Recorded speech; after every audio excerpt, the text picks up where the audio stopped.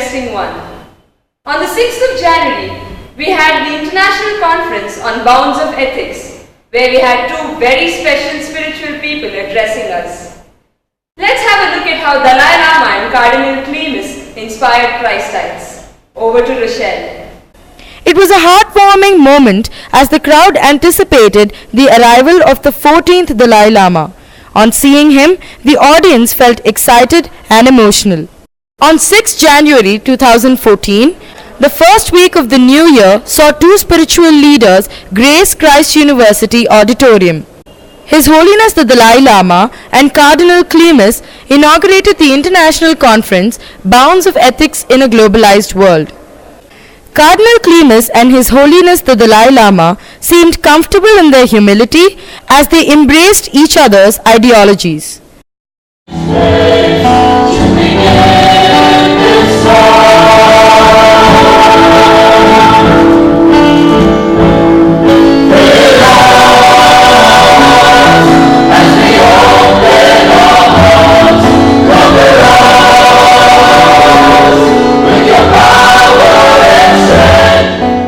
In the presidential speech, Cardinal Clemis spoke about the aspects of a globalized world. He stressed on the world turning into a global village and the decreasing relevance of spatial distance. He felt that the values of this century pertain to development at any cost, rapid change, and economic access. The Dalai Lama said that 21st century violence is the syndrome of the 20th century. Stronger. if I am stronger, then I can beat him. I can control physically. But that creates a lot of sort of unhappy sort of feeling here. As a result, the difficulties become increasing. If no matter what sort of disagreement, I respect him, listen, and discuss, dialogue. He also said that ethics is a question of our own survival. He stressed on the concept of secular ethics, that is, ethics not bound by any particular religion. No hesitation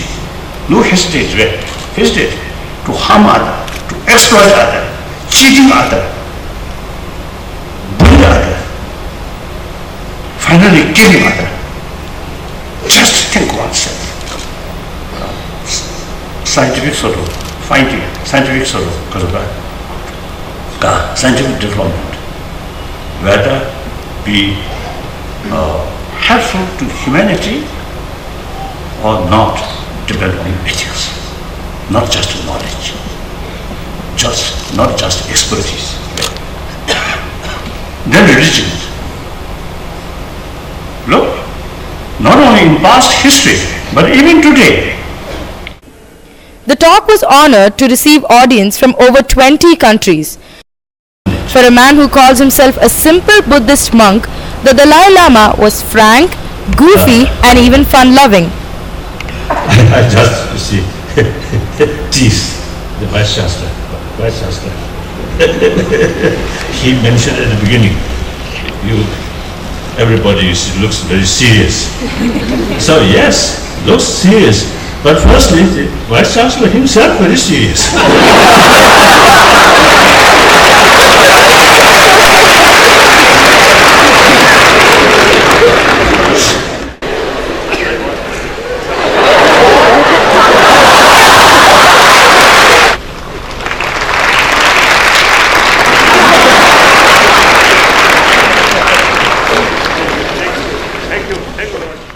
Rector Father Dr. Thomas Aikara, renowned philosopher Kurian Kachapalli, and Vice Chancellor Reverend Father Colonel Dr. Thomas C. Matthew also graced the event with their presence.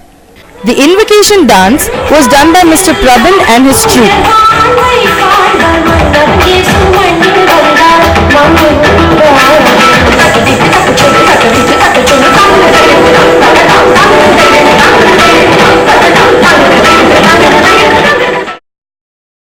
With camera person Mohammad Raziullah, this is Rochelle D'Souza for CCTV. That was Rochelle with news on the wonderful spiritual exchange. The exhibition of teaching aids held by the Department of Education sure brought quite a buzz in the gourmet basement. Vijaya joins us with more on this. On the 10th of January, the Education Department of Christ University transformed the gourmet basement into an exhibition hall. As part of their curriculum, they must strive to be teachers that students can look up to. Visual aids can help in this matter. They help engage and make it easier for students to grasp difficult concepts. The display of teaching aids range from puzzles, worksheets and models for both the sciences and the arts. The use of visual aids is not only innovative but economical as well. The visual aids on display were able to attract a large number of college students. These visual aids will be very engaging with the young learners. With camera person Siddharth Danji, this is Vijaya Ravi for CCTV. We have now seen how the use of visual aids makes teaching better and learning more fun. Thank you, Vijaya. On the 10th of January, Nandan Nilekani, the co-founder of Infosys, left the Christ sites in awe of his intellect. Shilpa will tell us more about this. On 10th of January, students of Christ University had an opportunity to meet the man behind Aadhaar card and also co-founder of Infosys, Nandan Nilekani. Mr. Nilekani was here to inaugurate Ideas of Bangalore, an initiative to address Bangalore's increasing civic problems. In his address to the students, he urged them to be unafraid of taking risks and always to be innovative. India's challenges are so complex, there are so many aspects to it, that if you try to slice this in one attempt, you can't do it. So I think starting with Bangalore and having a systematic plan to do that will also teach us how to go about creating a collaborative framework for doing that. In an interactive session with the students, questions about his political ideologies were asked. From the corporate sector to helping the government come up with the Aadhaar card, and now I'm reading a lot of news articles about you trying to deviate from social work into the politics sector. Why do you call it deviate? Yeah? Do you endorse the corporates like your ex-colleague joined Aam Aadmi Party? What do you have to say about it? See, this is not a political gathering, and I don't want my post from the Carmelite order to get... I was just interested because of the media students. I think the way that campaigning will be done in the future, I think there'll be a lot more sophistication coming in that. And we've already seen some of that in many campaigns. I think the way fundraising is done, the way volunteers are managed, the way you do database analytics. There are lots and lots of things happening which require management techniques. So I do believe that there is a role, and I'm sure that there are many people who are willing to, who like professional management talent in this. And I think both the people who want to participate and the party is also ready for this because they're realizing the value of this. So to me the big idea is how do we create a platform to harness the talent in our city to make it a better city. The topic of the Aadhaar card was much discussed in relation to its utility and effectiveness. ಆಮೇಲೆ ಆ identity ನಂಬರಿಂದ ಅವರು bank account open ಮಾಡಬಹುದು, ಅವರು insurance policy ತಗೋಬಹುದು, ಅವರು pension ತಗೋಬಹುದು, ಅವ್ರ ಬ್ಯಾಂಕ್ ಅಕೌಂಟ್ ಅಲ್ಲಿ ಆಧಾರ್ ನಂಬರ್ ಕಟ್ಟಿದ್ರೆ ಅವ್ರಿಗೆ ಡೈರೆಕ್ಟ್ಲಿ ಅವ್ರ ಬ್ಯಾಂಕ್ ಅಕೌಂಟ್ ಅಲ್ಲಿ ದುಡ್ಡು ಬರ್ತೈತೆ. ಸೊ ಇದೆಲ್ಲ ಬೆನಿಫಿಟ್ಸ್ ಸಿಗ್ತಾ ಇದೆ. He concluded by saying that it is only through teamwork that he has accomplished so much in his life, and therefore he underlined the importance of togetherness and collaboration in any undertaking to aid the public. With camera person Siddharth Danji, this is Shilpa Nagraj reporting for CCTV. Thank you, Shilpa. That was the man behind the Aadhaar card, addressing the various civic issues of Bengaluru. On the 10th of January, the students of Media Studies and Performing Arts had the opportunity to interact with the cast and crew of the Hindi film Station. Samrita will tell us more about this. The movie is yet to be released, but CCTV has the scoop. On the 10th of January, there was a panel discussion featuring the cast and crew of the independent film Station. During this time, they took us through the production and making of the film. It was an interactive session where the students were free to question the panel.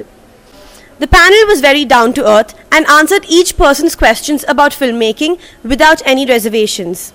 Station is a feature film and the first in Hindi to be shot in Bangalore. Saad Khan, Co-founder of Center Stage, a theatre workshop group for aspiring actors, is also the director of this feature film. He introduces the film and its plot to his viewers. Station is the first Hindi feature film made by Bangaloreans.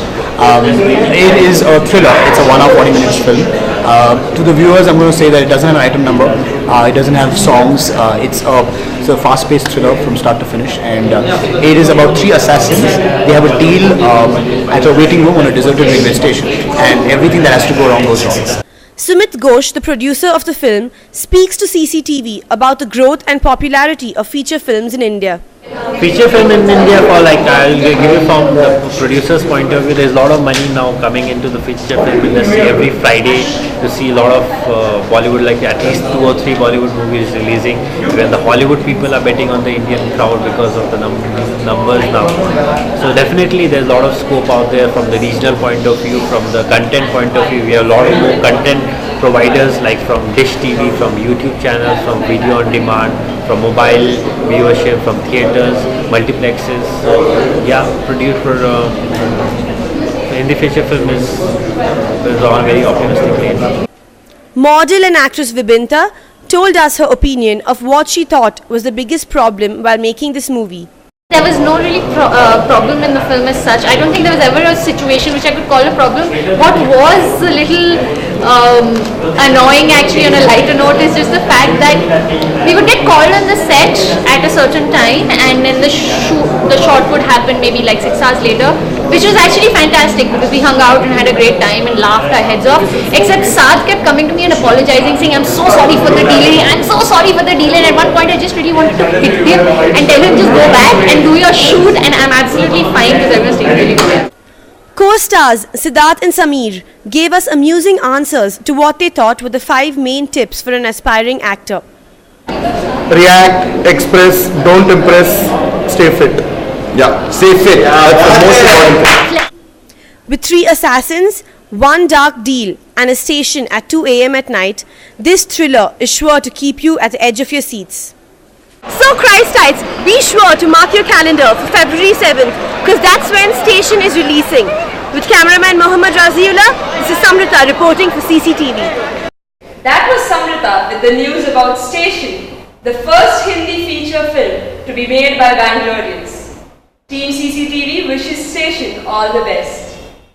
That's all for now, Christites. See you next week.